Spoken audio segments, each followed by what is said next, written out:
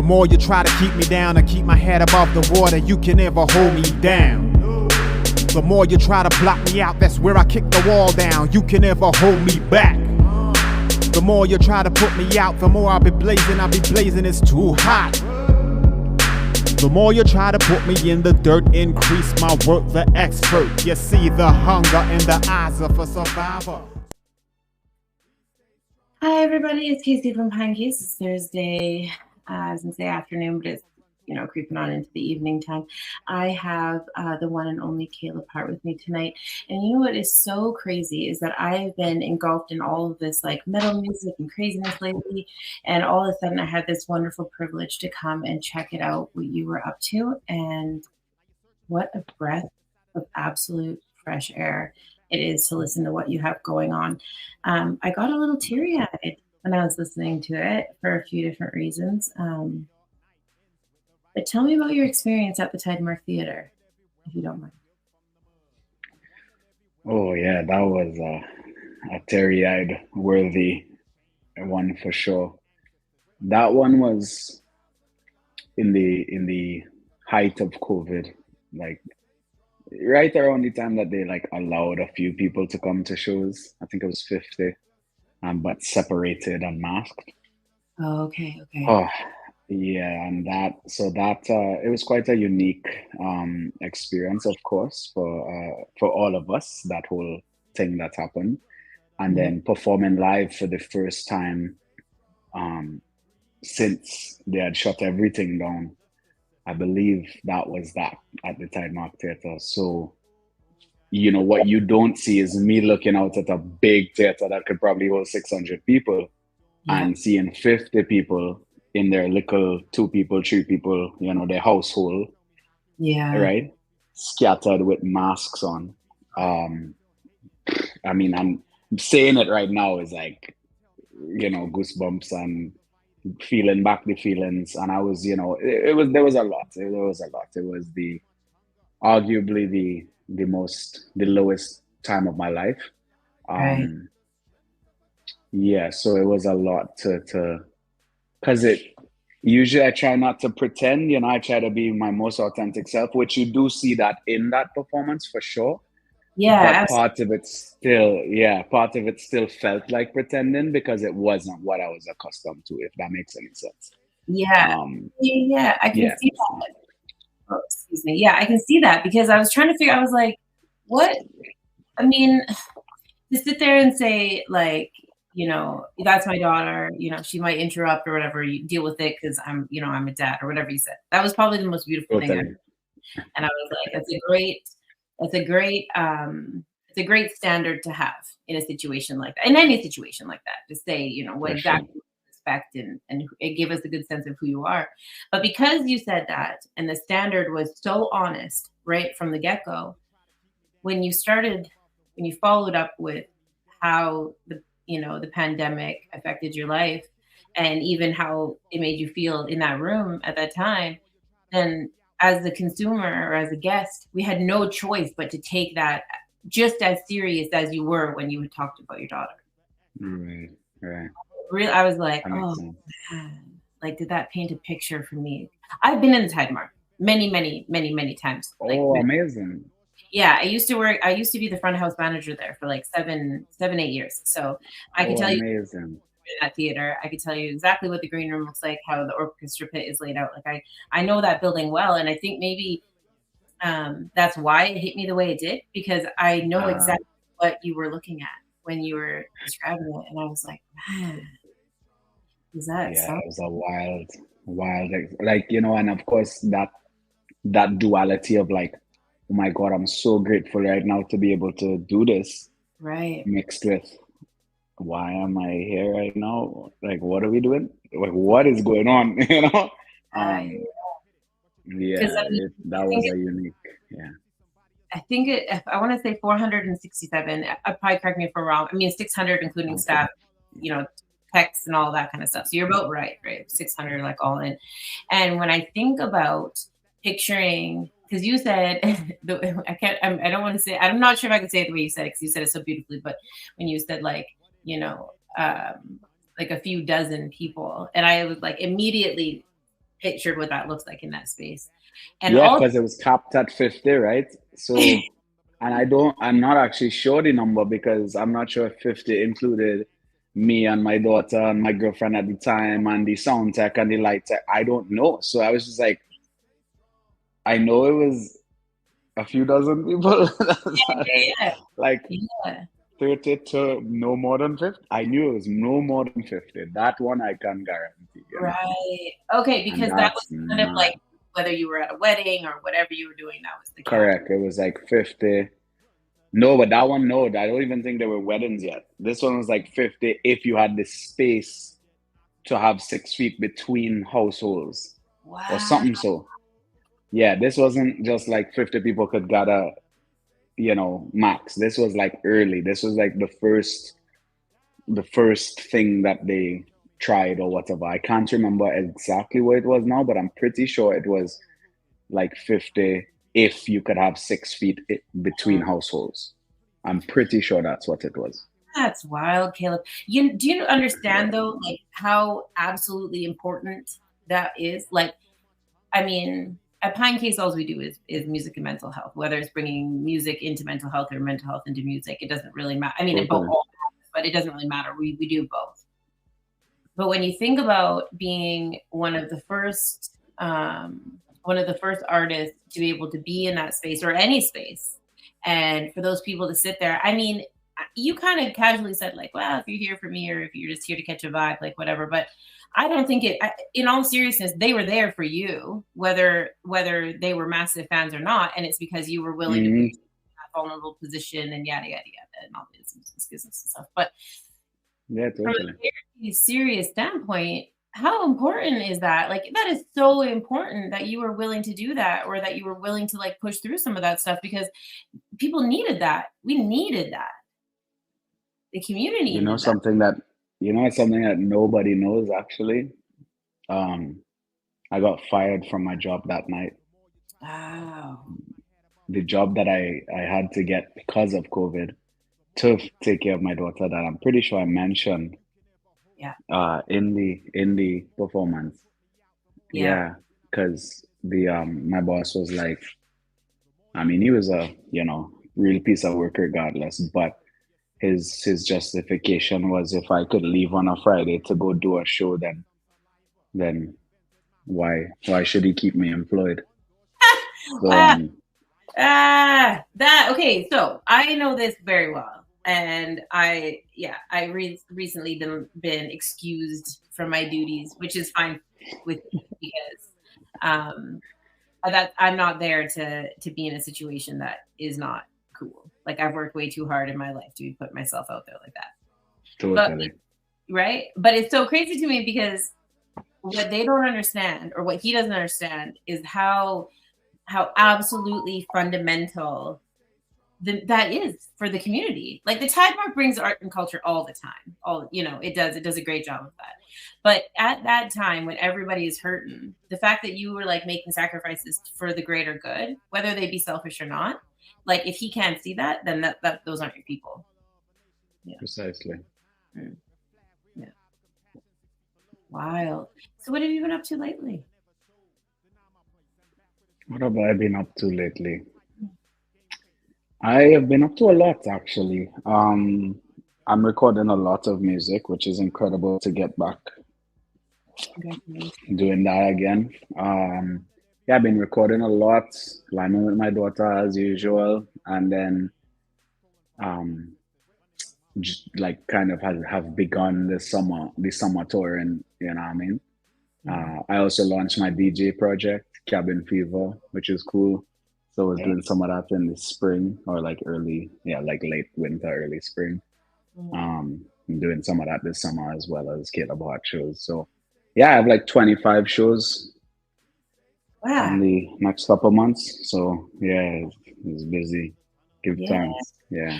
That's nice. So, I mean, obviously, like, when we were talking about the Tide Mark Theater, like, that was, it was a low point for everybody, but it seems like you just kind of sprung back into it, right? Like, you didn't really skip a beat when it came back around, or did it take a little bit of building to get up into these 25 shows type of thing? No, I did 40 last year. 52 in all, but 40 in like the warm time. All right. Yeah, it was mad. So Jed, I'm so grateful. I'm so blessed, uh, even being one of the people that were called to do something like the Tide Mark thing is such an honor, and it's just I guess it's a testament to the amount of work that I've put in, whether it be like not just in one way, but work that I've put in every way. Just not just because I'm good at what I do, but because of every other aspect of it too. So yes, you could say I'm good at what I do, but then it's like, who will say yes? Who can we call? Well, who will do well and you know show up and do their due diligence to ensure that it's excellent, etc. I think I'm one of those people, so therefore I keep getting booked to give what your boys say, give thanks, like Yeah. yeah, I mean, what a blessing, So that side of it really just went. It was like pandemic, ultimate low, and then I'm a co-parenting single dad, so I wasn't really trying to get back on the road 180, 250 times, shows a year, right? No. It's unnecessary. So upped my price and Yeah. and did less shows, do less shows. I love it. Nova loves it though. My daughter loves coming with me and to the shows, and so I try to do as many like all ages stuff as possible now, and that's pretty cool. Yeah. She actually probably likes it more than me, Really? which is crazy. Yeah, she's like, if she finds out I'm going to perform at a show she can't come, I just get a little bad eye, like a little like, my baby, it's late and it's for adults. Oh well, tomorrow do one for children, please. Yeah. The all ages shows are so important, and when I like, for someone like me who's worked front of house my whole life, like I love the 19 plus events because of the atmosphere, and you can get away with a little bit more when it comes to like content. Ticket sales usually go a little bit easier, but there is something to be said about the importance of an all ages event. It's so important to get youth involved. It's so important, especially as parents, to be able to offer it up to our kids, but also the young performers that need the inspiration and come and check it out. Absolutely. Like, do that right if we're not offering up all ages events. So like back home it's very different back home in Trinidad and Tobago, because we have clubs which of course are 18 plus, right? But then pretty much everything else is all ages. Like it's not, and we don't even call it all ages. We just it is. Oh, yeah, it just is. So unless of course otherwise specified. So it's more like the opposite, where it's you expect all ages, and then there's the clubs, and then of course a big reggae concert like late at night or something that goes till 6 o'clock in the morning, or soca event or something. Obviously wouldn't be cheering, but so there's certain things that you separate in that sense. But I grew up, whether it be on the outskirts of the concert or in the actual concert, I was on the stage. Yeah. But yeah. And then for that, it was like, I remember I was like, man, I don't even know, a teenager, and Spice and Pampute, like big dancehall artists, came to Tobago, and we was there. What, teenagers? Yeah, man. I didn't know. Had ID. What's that ID? No one has ID. Yeah, I guess so. I mean, it's a different culture down there for sure. Yeah, Canada has the rules down pat. It's like boop boop boop boop. Which there's pros and cons to both cultures. Everything has the good and the bad and the ugly, just like any reality. But personally, I think that if I could choose, if I'm an adult, right, I'm a parent, and I could say, yes, I want to take the responsibility to have my child at this place. Yeah. And if there's rules to follow there, which there would be, then I think that makes more sense than saying thou shalt not allow someone below the age of 19. So I like those, like, I like the license all ages, like, where they respond, like Victoria Ska and Reggae Festival, for example. You put on a wristband that says you are 19 plus and you could buy a beer, right? At the actual festival grounds. There's some festivals like that in Canada, which is really cool, where you can take your child, you could even drink a beer, and you don't feel like torn, do we need childcare, or where's so and so gonna go? So I like those events a lot, and it promotes community, which is something that we really need, especially on the West Coast. It's a very cliquey kind of vibes here, so we need more community, and you can't segregate, the community just because you want to sell more drinks. That's crazy. From a liquor licensing standpoint, anyway, that if you have youth there, the parents tend to drink a little less, and so even though exactly, like like I get liquor sales, but the thing is that you can only sell so much booze before it becomes illegal anyway. So I mean, you really promote all the things that the liquor licensing or the special event licensing is looking for when you have a space where people have their children. It's just the name of the game, right? The ones that are drinking their faces off aren't those of us that have to either drive or get a cab home back to our child or children. Yeah. So we come in with our kids equals 2 beers sold per person. Us not having an option equal us not coming whatsoever. That's exactly. So the people who go in and drink are not parents, well, meaning the mass percentage, the larger percentage by a long shot, are people who are not going home to their child. That is, so your liquor sales actually likely would increase by how many parents times 2 drinks each or whatever, it depends, or 0. I mean, but you got the ticket sale times again like 60 parents or whatever it is, right? There's no way to know, but and then that child is raised seeing live music, DJs, whatever it is, seeing things happen, dancing, like all those things. So it's creating culture for the future too, I've heard lots lately that Canada doesn't have a culture, and I was like, well, I mean, in a sense, we don't have like a huge identifying factor to a lot of things. I mean, like First Nations have, their culture, and I mean, we won't get into all of that, but I think that when we talk about like the reggae fest in Victoria, is that what it's called? Like, what's the actual name of that? Victoria Ska and Reggae Festival. Yeah. That one looks wicked. Like every time I see the advertising for that, because I think Mo Mashiri was a part of that one. I think man. I just saw that he was on the thing. Yeah. Legend. Absolute legend. But I think like those because we're such a melting pot. I mean, we can take from other people's culture, but I think those are definitely the events that need to be getting pushed to like the forefront when we talk about any sort of thing that's happening downtown, especially because they're all ages event, but also just because like the conversations that happen there are just so interesting. Like they're conversations you're not necessarily going to get at a hockey game, right? Because you're going to get a totally different, and no shade to the hockey games, but they're just, when it comes to arts and culture, it doesn't really matter what art and what culture you're representing. It gets like the juices flowing for all arts and all cultures. Absolutely. Yeah, they're fun events. Absolutely agree. 25 shows you said you got coming up? 25? Yeah, 25 between I perform in Tobago next week twice. So from then till the end of August, 20 something. Yeah. My summer done start, so I've done a few already and then a few more coming in. So 25 I think is an accurate number. You got any in Alberta? I just did Edmonton last weekend, actually. No, you didn't. Africarnival.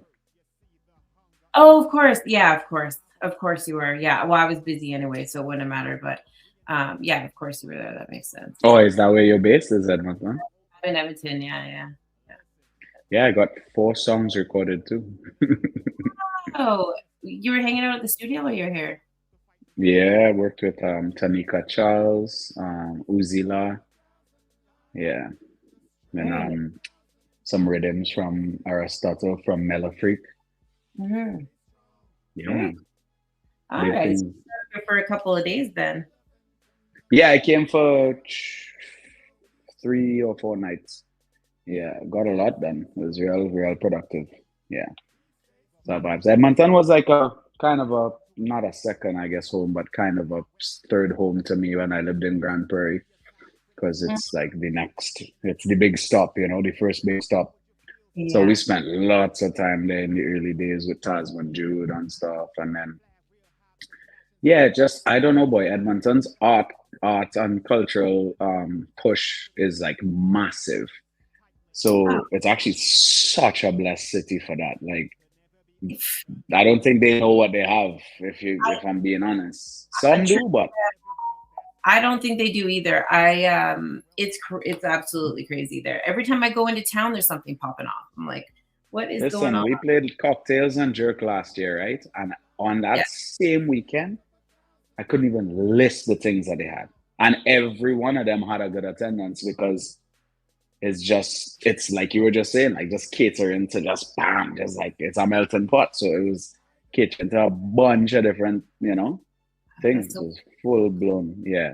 And same thing happened last weekend. It was like so many things. Some of my friends were like, "Hey, bro, sorry I can't reach your set because I'm doing this thing, but let me link after." Blah blah blah. And it's like, from fashion to art to live music, DJing, whatever it is, it's like really dance, djembe, like African drums, and it was just. Yeah, and then I see, and then of course, all the algorithms is on the social media. So because I was in Edmonton, my Instagram and Facebook still showed me things to do in Edmonton now. And it's like, what the jail is this? I should go back to Edmonton. Damn. You should come on back anytime, honestly. Like, well, I have an inquiry for the end of August. They're just waiting to find out if they got some funding, But I might actually be back before the summer fully closes up. So stay tuned. Yeah, absolutely. Well, keep me posted because I'm super curious. So come and check you out or whatever needs to happen there for sure. Because that'd be. I mean, I'm pretty far north, but it's not a big deal to get around. That's the thing about that city too, is like people can complain about it all that they want, but the way that they got the Anthony Henday set up and stuff, man. Listen, I travel a lot and have traveled a lot. My tours from place to place were the cheapest. My airport to inner city, I was downtown, was cheap. When I say cheap, like compared to when you land in a spot, usually your Uber is $75 to $90. Like that's like from airport to a downtown of a city. It was like $48 or $43 or something. Like these guys must have loved me because I was tipping like I was rich. Because I felt blessed. But it's the same journey. It's the same 40-minute journey as almost every city in the world. So I was like, yo, this is blessed. And then downtown was like $8, $6, $4 to different spots for Uber. I was like, this seems unreal. It was blessed. And then it just reminded me, like even the way the Alberta Spotlight stuff, like series, and just we could talk for a full-blown hour about everything that happens in Edmonton just in June and still not touch everything. Oh yeah, totally. Totally. So like Pinecase, we were at Decimate Metal Fest last weekend. We were doing harm reduction there, making sure people know that when they're doing things that they want to do, that they can do it safely, right? And we team up with like first aid to make sure that happens. And I was like, just like blinders on, like, okay, we got to get this festival done, yada yada. And I came home, turned my computer on, and it was like my email was like lit right up. I was like, what in the heck is going on? There was like 6 more festivals that were like, hey, why are you guys able to come check us? This. And honestly, it wasn't even like a big deal. It was just like 6. There was festivals that had sold out, like completely sold out, and then piggybacked like a second festival off of them. That's how crazy it is out here. So no, seriously. So what? That's mad. Right? So like Pigeon Lake Music Fest, which has got a wicked, it's like kind of some classic rock in there, like Trooper and stuff like that. Yeah. picked up a lot of local talent, which I was super excited about. Nice. Yeah, Cabral is going to be there. He opened for Dex back in September. He's a Nice.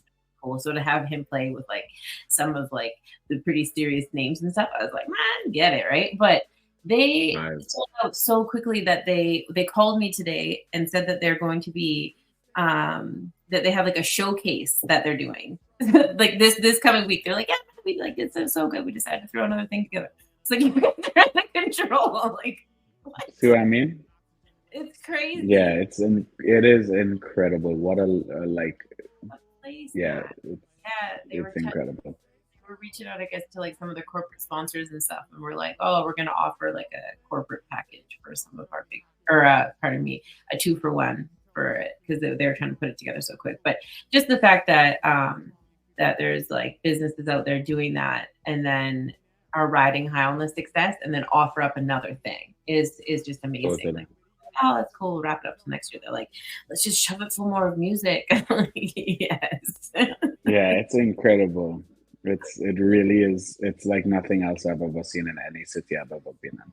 Yeah, it's crazy, right? And yeah, they don't have credit. Like, I guess like the East Coast is really where like the music credit kind of comes in, and Vancouver doesn't necessarily have the events, but Vancouver, the West Coast has the talent. Like, has the people for sure. Yeah, what? My Mad musicians out here, but there's not what there's going on in Edmonton. I would say that.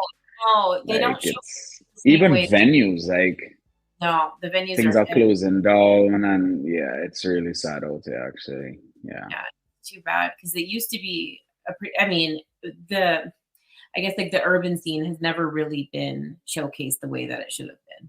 I don't think. I always say a place too rich, place too rich for art to truly thrive, because art often comes from struggle, true expression of society, what society is actually going through, actual citizens.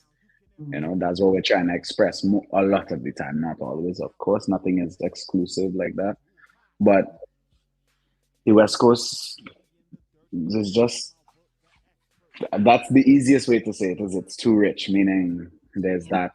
So then the bougie stuff gets, sold out, but, and then the island actually is incredible, considering the fact that it's like the entire island is less than the population of the greater Vancouver area. The island has always and yeah.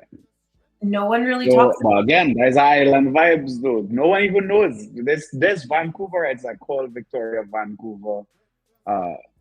Island. Because that's how, like, no one talks about it. You know what I mean?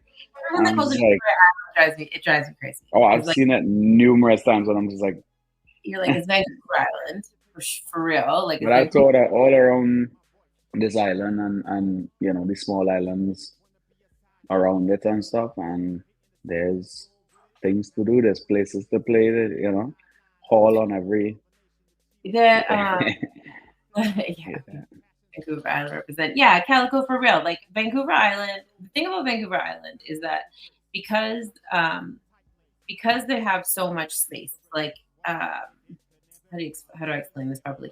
Demographically, you guys have everything that you need to make like a little. I mean, it's 3 times the size of Jamaica, and Jamaica does it just fine, right? So it has all the things that it needs there. It could be, what do they call it? The 100-mile diet. You don't need to leave Vancouver Island in order to live or be successful or anything. Everything that you need is already there. But it also has like a negative effect because we don't need, or you don't need anything. It doesn't get like the push as it should in absolutely. And something I realized when I moved out here was the musicians are okay with like just doing, Victoria, Nanaimo, Port Alberni, Tofino, Campbell River, Cumberland. Yeah. Whereas I'm like, yo, let me go. Like, you're like, we got places to be, man. We gotta get that. There's so many places to go. Take this beauty, take this reality, take your talent that you've spent in your parents' basement, creating, curating and making excellent, and pump a lot of them. It's Islanders. At the end of the day, Islanders will be Islanders no matter where we are. It's kind of like a. Everyone's Good. so Yeah, we chilling. We like, man, what are the ocean day, the nature day, lakes and mountains and hikes. People probably think I crazy. They're like, where you going, bro? I want to see the world. I want to see everything. They're like, good. I go down by the beach and drink some lucky or whatever it is. lucky. For real. I've never been in a place where they're incredible with their craft beer and bougie with it, and then also just drink the most disgusting. Yeah, I mean, I'm not going to talk ill about Lucky because I'll lose half of my followers, but it's not. I'm not even saying anything against it. I'm just saying what a bizarre thing where you could be looking at a guy who paid $11 for his beer, and then looking at the guy right next to him, lining with him, who paid $11 for his whole 15 or whatever. Yes. That is mad. That's cool though. Like, because again, it eradicates that like stushness. Like I don't know what the bougie, the bougie, that bougie vibes. Yeah. The craft market there is like no other. Like, I mean, the beer, the wine, the whiskey, the gin, the vodka, even the luxury market knows what it's doing out there for sure. And I mean, the non-luxury market knows what it's doing. People are out there eating salmon for $20 a fish, and we're out here we get like $20 for like a piece like this, right? So I mean, people are eating good, right? $10 a crab. I mean, right, $20 for like whatever it is, like a bunch of prawns or whatever, right? It's like the food is good, and the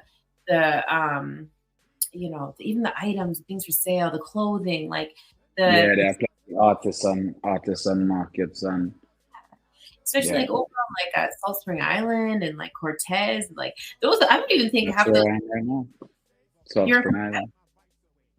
Salt Spring. Yeah, that's what you're looking at. Oh man, yeah, it's amazing. That's so funny. I actually. That's so funny. I didn't know. I should probably read your EPK. I just like jumped on. It's like, no, I don't mention Salt Spring on my EPK. I keep it to Victoria. So anybody watching, just Victoria. Leave Salt Spring alone. You don't need to go over there. It needs to stay untouched. It's not even like for it's selfish. It's not for Salt Spring. It's for me, so that I could just like show up and buy my coffee and no one talk to me. Yeah. Which it depends on where I go now, but for the most part, people are just like, hey, what's up, Caleb? And they know who I am and they know what I do, and it's great because it's just like it don't really matter. He's the dude that lives somewhere on South Spring, and I'm like, yes, exactly, I like it. Yeah, I dig it. That's so funny. That's kind of the nice. That's like the nice place. Or the nice space or like whatever it needs to be when you're like, you find a place to call home and then you don't have to worry about like the heavy pressure of your job, right? Because your job is amazing. To be a musician is amazing. And it's such an honor and all that. But that doesn't come without hard, like serious. Yeah, the work is crazy. Like, thankfully, it's one of those things where, I've put so much work in over the years. My resume is so crazy that like, now my work is mostly showing up and performing. Yeah. Wow. Wow. Like that. I mean, I'm not a musician, but as a musician's daughter, and I come from a pretty long line of either like, people who build instruments or musicians themselves or great DJs. Shout out to my grandpa. I can appreciate the fact that you're in that place because in order to get there, you have to put in a whole bunch of sweat equity. Like you don't just wake up one day and be like, I just get to roll in and play my stuff. Like that is years, not hours. That's years of like putting it down for people to know what they need to be listening to and self-promoting and hustling the albums and everything when they were actually albums. And then you guys got to do it up on the internet now. And it's like trying to switch the whole, industry changes all the time. Right? Like it used to be like trying to get the radio to play it. And then it was trying to push the $20 albums for $10 because it was all people would buy them for. Actually, tell me about that for you. Like When you remember when we kind of went from like having like a collection of music to having like music being broken up and just flogged off one single at a time. Like, how do you Yes. kind of find ways for people to understand your music as a body of music? Do you still try and make a body of music the same way as before, or are you kind of more focused on just like putting out tons of singles? You have to pardon me because I mean I kind of went down your YouTube rabbit hole, but other than that, Yeah, and YouTube is probably the place that I'm least present, to be honest, which I yeah, understand the negativity of that for someone who wants to like be famous or something, but I don't, so I'm good. I have videos, I'm good. Like, doesn't mean I'm not gonna, obviously, as I release music, like working on a music video like soon for an upcoming single and stuff. But it's funny you asked that because I was thinking about that just today, like how I need to really stay focused because I've been dropping singles yeah, and I have to stay relevant and stuff, right, Um, but but so now I'm like, okay, what I need to do is figure out which one of them I'm okay with being singles that then end up on the album anyway, and right. then which ones are like my curated golden nuggets that you all had to wait, and then those who truly want to listen to me will see it, and listen to it. Oh yeah, So yeah, it yeah. I mean, of course, randomly it could end up on one of those songs could end up on a playlist or of 100,000 playlists. Who knows, right? No. But it's kind of by chance. But I want someone, generally speaking, I want someone to press play and dedicate an hour to like experiencing this thing that I just poured out for you. Yeah. So what I'm trying to do right now is figure out the balance of that, where I am unrealistic, so therefore I need to face the reality of that and say, Caleb, you're being unrealistic, and then say, okay, then how do we find a happy medium? And the truth is that the happy medium will only exist for those who want it. So therefore, I don't actually need to compromise that much. I'll release singles that will end up being on the album, just like most people have always done, but it's just been on radio instead, which hopefully it gets on radio too. But so right now I'm working on multiple albums, one with my new project, Sonic Alley. That might be an EP. We have 2 songs completely done, like mastered, sensational songs, among my best that I've ever been a part of creating, because these Wow. guys are just so incredible, Okay. And Yeah. then so look out for that, Sonic Alley, and then I have my own album that I've been working on for 5 years now. So I released 11, my last album in 2019, and pretty much immediately started working on another album. But then the pandemic happened, so that went, and through it all kind of mayhem took place. So there's a bunch of singles I've released that I'm like, yo, them had to get on the album for sure. And Yeah. then there's actually songs prior to that, like prior to 11 and prior to, that never got on a record that are like, I realized because it happened in the transition between CDs and streams, it kind of got like, it's like among my lowest stream songs. Like it kind of got left in the dust. But then when I perform them live, which I have been for almost a decade, people are like singing every lyric, loving it, and I'm just like, what the hell? This is weird. Okay, so then I'm looking all the way back to 2015 when I released a song called Beautiful Disaster and going, I think I need to redo Beautiful Disaster and put it on this album that I'm working on. And that's crazy. So that new album is called Forward to the Roots. All right. And it's going to be jam-packed. There's going to be interludes. There's going to, like, you name it. It's going to be mad. Like 26 songs is my plan, or my current count. Oh, that's exactly what I mean. Somewhere along the way, like I remember getting what was like the first one that was like, I guess probably like 2001, like Dr. Dre, right? I don't know if you ever heard that album, but it's like it's got more interludes than probably any other album, right? And then it's got the secret song back, like saw, I think it was like track 22 or something like that. And like that really, I think that was like my first real experience with what that kind of felt like. And I was like, what? Like, this is amazing. Because it makes you feel like you're a part of something, right? And then you can experience the music Absolutely. that it's supposed to be. And it started kind of connecting the dots for me, like the difference between like what Snoop Dogg had going on with the East Side Boys, like the East Siders, and then what like Eminem with Shady, and like I just didn't understand like production before that. So I was like, well, what is Right. that? What, like, because I knew who they were, but I didn't understand Yeah. from like a production standpoint.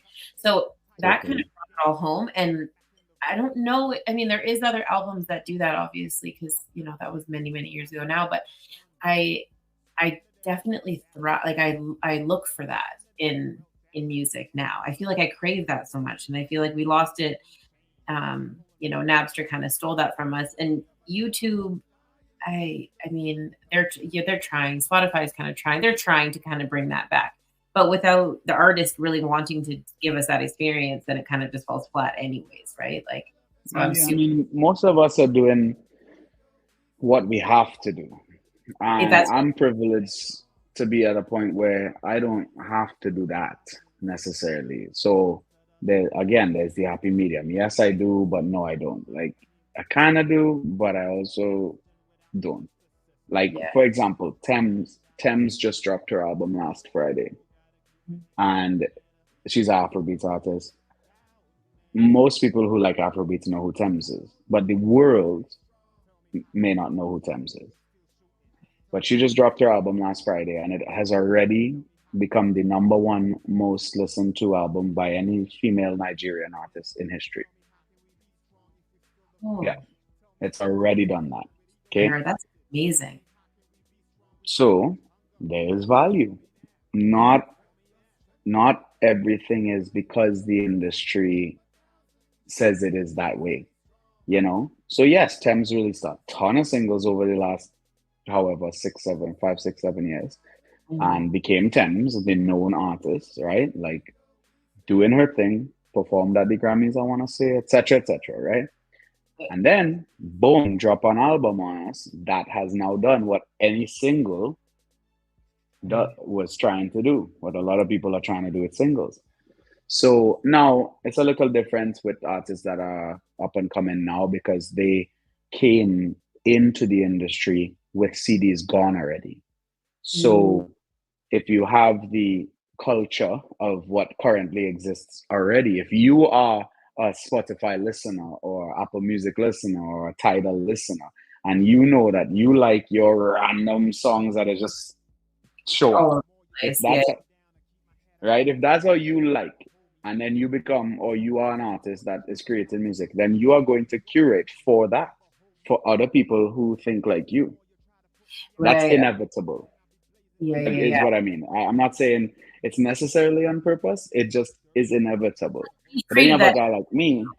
Yeah. Like we've created that industry now, like because it never really existed, but because it happened necessity, right? It's what we've all become. We've all adapted to it, and now the artist. Yeah, I never really thought about that because I was like, so the artist is doing what the artist is also a consumer. Yeah, right. But then you have a guy like me that I grew up on. Like I didn't grow up on actually being able to buy albums. I grew up in Tobago, quite poor, and we used to get mix tapes from the side of the road, and then that became mix CDs. But my sister Walkman was the first way I listened to what wasn't just on the radio. You know what I mean? Mixtapes down there got like 150 flipping songs on them. Like I don't know. So if you listen to my music, you understand why I don't even know what I'm doing genre-wise, because I'm just singing and chanting and rapping, and really, I make so much sense if you know that reality about the Caribbean. You know what I mean? And then radio and hits and stuff as well. So I'm so influenced, right? Yeah. Up here is like, well, for years it was like, and you still see it in some fests, but it's gone broader now, thankfully. But it's like, you see a genre festival, or whatever. And then you see like a genre night on the radio and stuff like that. And that exists everywhere. However, when you grow up with brrr, then it's gonna be that. So then, as an artist, when I create an album, what I am doing is kind of random too. Right. Okay. So it's a bit more eclectic. So I'm taking a randomness and making it make sense. Beautiful. And that is so cool because then, like, I don't, I'm not gonna create. I'll probably never create that flawlessly flowing album from 1 to 12 or whatever it is. I know some guys that have done that. I've been featured on some albums that are like that. And just as the first song is about to end, they start the second one at the end of the first one, so it flows in. I'm like, whoa, that was so cool. But it's not really my style, you know what I mean? But what will inevitably happen with artists is we'll reflect what we like, and then our version of that. So the problem or the struggle with guys like me who've been doing it from CD to now is like, oh, how do I do what I want to share? How do I share what I want to share with y'all and still get more than 5 people hearing me? Because I've performed for hundreds of thousands of people, but if my social media numbers don't look like it, you know what I mean? But I get recognized in every airport I fly through, you know what I mean? But people don't think so, you know what I mean? So my numbers ain't reflecting that. But Tasman Jude CDs were slinging, we sold tens of thousands of those CDs. And then by the last CD, which was released in 2016, probably 2,000, because what are CDs? Oh, I don't even have a CD player in my car anymore. Your laptop don't have it. So my first album, not my 2 EPs that I released in 2016 and 2017, but my first album, 11, I put it on a USB stick made of wood, and I carved 11 into it, and Caleb Hart featuring track 7 onto it. And that sold a few thousand. I sold a few thousand of those. And now I'm almost at 1 million streams on Spotify of that album. But I made, obviously, I actually made money off of the USBs because they were a physical thing. Now, that's 2019, okay? It has only been 5 years and people almost don't have a place to put their USBs. I was just going to say, but what happens when that dies? Because I mean, that's almost... And I knew it would. I was like, this is too big, da da da. So I was like, I know it's not going to be CDs, but I want people to have a physical work of art that they can keep forever that I created. Yeah. So I did, and I swear to you, it was the only year you could have done it, pretty much. Because then the pandemic hit, and then the next thing you know, everything was USB-C anyway. That's what. So you were just like right ahead of the trend, like perfect time. Because I was like watching, I was just like, Jed, what do? I want people to have physical. So people are going, oh, we'll buy your CD. I'm like, thanks, Bob. But I can't spend thousands of dollars because Bob, Susie, and then lug them around hoping that 1 or 2 people out of 200 are going to buy my CD. Yeah. You know what I mean? I can't do that. Sorry. So I also did a pre-order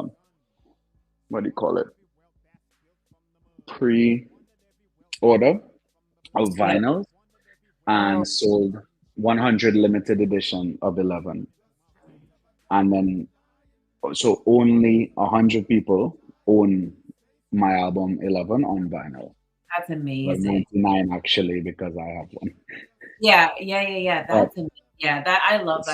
So little ways to just kind of, but again, like how you tell someone who is, I guess, selling less than me, how you show them how to do it, I don't know. Because even mine was risky, right? It is. It's like, so you have to figure out ways to do it. And the pre-order was one way, but kind of the only way, really, because otherwise you risking vinyl, temperature differences, real heavy, etc. And you touring around with that in the hopes that somebody likes you and then somebody buys it. Right. And you need to sell more than 1 or 2 per night to actually make it worth it. So, yes, whatever. Yeah, totally. So yeah, I think the real key these days is you release your singles, you up your popularity, you know, monthly listeners, etc., followers, and then save a really good single for last, Right. Yeah. drop that one, put some money behind it, right? PR Oh, money, yeah. and then put the album so that that album, Spotify and Apple Music and stuff goes, hey, you remember Awesome. that song you've been listening to on repeat and da. This man just dropped an album. And then for the 1% of those 100 people, I'm saying 100 people, but you know what I mean, one in every 100 that will actually give a flying answer about your record. Code, to be honest, like that sounds like kind of how we consume it, right? Like that's pretty much exactly how we consume it. As soon as that last single goes out and it just lights everything up, then we're like, where is everything else? And if there's not an album to back it up, then you're just dead in the water. Precisely. Exactly. So you have to be real smart about that too, because otherwise you're doing it wrong. You're hyping everybody up. People are wanting you. So even if it's 1% of 100,000, right? That's quite a bit of people that want you. And then you're going, oh, and you're not dropping anything. Nah, you had to be real specific, real intentional with it. You know what I mean? So, but it is difficult because every single person with access to the internet could upload a song to Spotify. Isn't that the truth? Yeah. Everyone's an So artist. coming through, you know, I like to use the analogy of I'm attempting to provide a fine dining experience for your ears at an affordable price. But we are in the McDonald's generation. It's so true. It's so true. People don't want to pay for quality nothing, man. We messed it all up with IKEA, right? Everyone got cool furniture for like whatever. Who knows? But yeah, we've taken it all Yeah, out. the difference is I'm not asking you to assemble the song on your own. I'm giving everything. It's all the pieces are there. You don't even need the little Allen key or nothing. I'm giving it all to you. A lot of us are doing everything, inclusive of music videos as well. Your uploading all the lyrics and stuff like that. Like, I don't care how many views or followers or whatever you have. Those music videos that you put out are full on like Columbia House record type stuff. Like Fire. I go back like, wait, am I still like wait a second. You know what I mean? Because I turned it on and was just like doing my thing. I'm like, all right, yeah, I'll just like, you know, do some dishes and whatever. Totally. I like would like the whole time I just peek around. Like, is that Caleb? Is that also Caleb? Because I just heard a ballad. Now we're in a soca song. Yeah, trust me, I know. My biggest pro and my biggest con. The whole thing, yeah, right. Like, man, this guy was talking about how many people at the Tidemark Theater. Like, this video is like on fire. What happened at the Tidemark? But it makes sense if it was a pandemic and all that craziness. Yeah, it was. Yeah, so. I mean, even then, it doesn't really matter because that place doesn't always sell much, anyways. Like that whole venue, I wouldn't base anything off of that. I only have had like ridiculously good experiences because I opened for the Whalers right before the pandemic.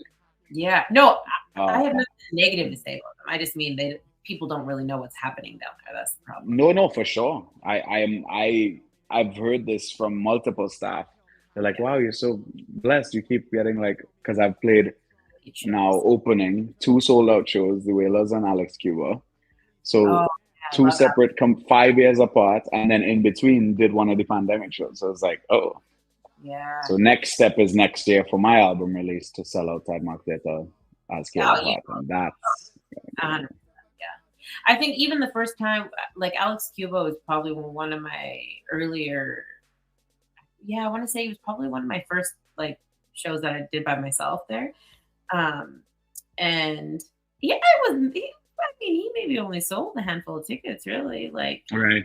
Yeah. And then he came and he kicked it outside, right? For like the live streets thing. And it was like a couple hundred. And then the last time he did good. But I mean, it's like, because people don't, it's like you get like the season ticket holders the first go around. And they're just like, oh, right. The package kind of thing. Like, another shows. Yeah, cool. Totally. Yeah. And they're just like, it was a top tier performance by a totally wicked artist. They weren't expecting that. They had no idea what they were going for. most of the time. And then it's word of mouth after that, right? Next time he goes in there, people are like, oh yeah, this dude's totally happening, right? But yeah, I'm pretty sure a lot of people go to shows they're not knowing at all what they're getting themselves into. But Absolutely. their programmer is so on top of trends. Like I'm assuming it's the same person. She knows exactly what she's doing. Like people need to trust her more because she's been knowing for years like that. She spends a ton of time knowing what's happening, and I'm like, why did this show only sell 100 and whatever tickets, man? Because you know it's going to be good, but it's just it's an old blue collar town that's fine. Totally. Around. Like it's not quite Victoria, and Courtney Comox is a little bit more ahead of the game, and I think the Tide Mark. I mean, it's not quite the same as when I was there, but I think they're battling kind of the backwoods tailgate party, which is what people tend to do out there because one, it's cheaper. Yeah, totally. Yeah. Why would they go to the Tide Mark when they can go to the beer and have a lake? They can go to the lake and have a lake. Yeah. Right. No, but you're absolutely right. You're absolutely right. Right. It's beautiful out there, but yeah, very cool. I just looked at the time. We're gonna have to start wrapping this up, my darling. That's life. I know. What a beautiful conversation. Thank you so much for hanging out with me tonight. I really I did not feel like an hour. That's crazy. Right? Yeah. That's a good sign. Well, if you just let me know what you got going on because I have no problem playing it. Your music is definitely therapeutic, that's for sure. I absolutely enjoyed it the last little while. Sometimes reggae music is so necessary. I know all music is therapeutic for all sorts of reasons and whatever, but sure. I'm an island girl too. I'm actually from one of the islands not far from you right now, and I think we both Jamaica's not that far either, so from island to island we definitely have a lot in common there. But if you guys haven't already, please go check out Caleb Hart. His music is so wonderful. You can play it pretty much anywhere at any time. It needs no introduction really, and you can play it loud and not offend your neighbors because it's that easy. Fight time. Yeah. Thank you, Caleb, so much for joining me tonight. It is my pleasure. Oh, the pleasure is absolutely all mine. And whenever you want to come back in, kick it with me, I would love to have you on. So please. Sounds good. Thank you.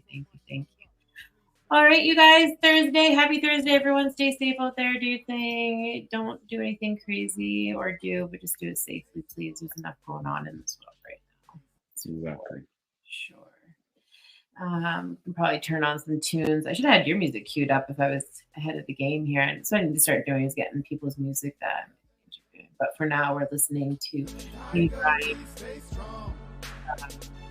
For a couple of months, a little while back. Of 1,000 lion and the strength of 1,000 giant. Please stay strong. Please stay strong. With the strength of 1,000 elephant and the strength of 1,000 tiger, we stay strong. We stay strong. The further you take my rights away, I'ma run to it, refuse to hear my voice. Speak loud when I spit it, but you don't get it. You just wanna be a side critic. See somebody else showing hate in the side of the road with it. Now how would you feel standing on the sideline and watch the color of a nation deteriorate over time? The flag real high but compassion 6 feet below. Now you're searching for that justice that decided to never show. Deny my place, I'm back with a trace. Keep up the pace, tight lace, game face. Get back in the race. Whatever they did could never be undone. Every dark night ends with the rising of the sun. Squandered every wealth that's built from the mud. Squandered every wealth that's built from the blood. Squandered every wealth that's built in chains. Stolen from the ancestors.